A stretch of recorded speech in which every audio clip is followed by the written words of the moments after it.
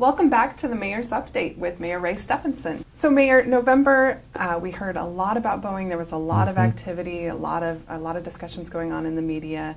It's still kind of an ongoing thing as we head into December. Right. Can you give us a little recap of what happened and where we Sure. are now? Well, I can. I'm not sure I totally understand it, but I certainly can give you a recap.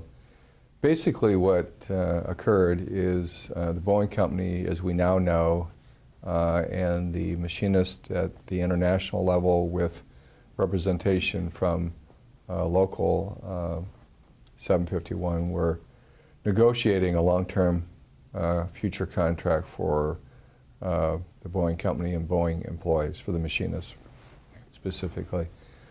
And it was really an unprecedented agreement. There's 2 years left in the agreement. This would have added another 8, so there would have been a contract in place for 10 years. It addressed some of the huge cost issues that the Boeing company faces. There is a changing world going on in the private sector, and we see it. And that is that most major corporations in this country today have moved away from defined pension plans. They've gone to a 401 pension plan process. There's employer matches with that. From my experience in the private sector and what I've seen with others, if you manage that well, it can be a very solid retirement and a very strong financial package that you can put together. So that was a major component to this agreement. There were other issues around, increases, year-over-year wage increases, as well as cost of living. So there was sort of a guaranteed 1% and then plus cost of living. And from at least our experience at the city, as you know, that looked pretty positive. And the health care plan, as we see more employee contribution, but still, when you compare the Boeing company employees to other companies, a pretty good package all in all. For a lot of reasons, the contract was voted down 2-1.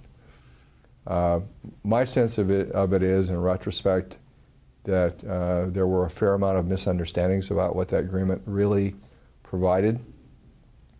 I think the other thing, and both the county executive and I came out and urged the machinists to support it prior to the vote, is that the state now has stepped up. It's extended the tax incentive beyond 2024. That includes the city of Everett, and a lot of people don't realize it. It's part of our revenue issue, is that with large manufacturers like the Boeing company, when they meet a threshold of sales revenue in a year, and it's normally in the first quarter, we drop their B&O tax by 75%. So have there been sacrifices made? Absolutely. The state has made them. The city has made those sacrifices. I know the employees have as well. My hope is that there'll be another opportunity for the machinist and the Boeing company to come to the table to take whatever time is necessary, although we're on a very tight timeline in terms of there's now an RFP to the street. We are competing for 777X production, both the wing as well as the assembly of the 777X. I think that if the machinist and the company could find some way to bring a contract back for a revote before the end of the year, that would make a substantial difference in terms of our ability to keep a strong aerospace presence in Everett and the state of Washington. My fear is, Megan, is that while there is a sacrifice for employees, we could see in 5 short years 10,000 or more less machinists. We could see significant drops in revenue and our ability to drive and provide service at the city of Everett. And I'm literally talking millions of dollars of lost revenue. So if you lost, for example, 10,000 jobs, which is not beyond the realm of possibilities, there's a multiplier factor of 3, probably. So there's another 30,000 jobs that support aerospace suppliers. Now all of a sudden you've got a very difficult economic situation. And I think that if there's sort of an overriding message here, whether you agree with all the points or not is really not important.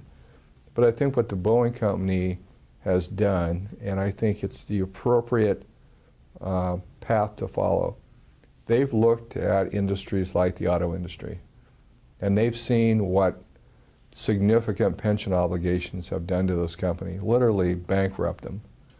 And those opportunities don't exist. I mean, there is a new world out there. Whether we like it or not, whether we wish it were something different or not, the fact is it's not just the national competition that's so critically important to aerospace, it's the international competition. You know, and if you've got a subsidized company in Airbus, you've got other countries that are building airplanes, if Boeing is not able to continually drive the cost of those airplanes down, we're going to lose market share. And if we lose market share, we're going to significantly hurt our industry, our whole aerospace industry in the United States. And I think that as painful as this is, that's what real thoughtful leaders are trying to get their head around and trying to get movement on, is that we have to look at it differently than we looked at it before. So I haven't given up hope, and I've indicated to all parties that I'll do whatever I can do, and you know, there's not a lot I can do directly, but any way I can, anyone that wants to talk with me, anyone that wants to get my perspective about it, or I can share the impact on the city, I'm willing to do that. But I just think that if we don't do something, if we don't advance the next generation of airplanes in Everett and the state of Washington, we're going to be on a real spiral down in terms of employment and revenue, and it's going to hurt our local and state economy dramatically. That's the huge worry, I think, that we all share. Well, thank you so much for that update. That's a really important topic, and I know it's on a lot of people's minds right now. You're welcome. Well, thank you for joining us for the Mayor's Update. We hope you'll join us again next month.